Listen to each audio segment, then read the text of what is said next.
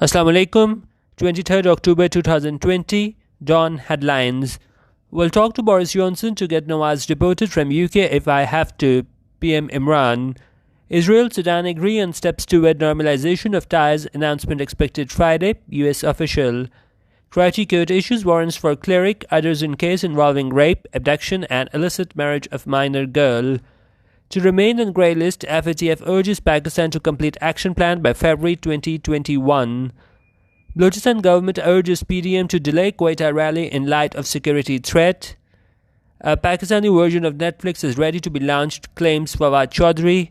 Farhad Hamayo serves Coca-Cola legal notice for plagiarizing his music. Trump calls India's air filthy as New Delhi chokes on severe smog.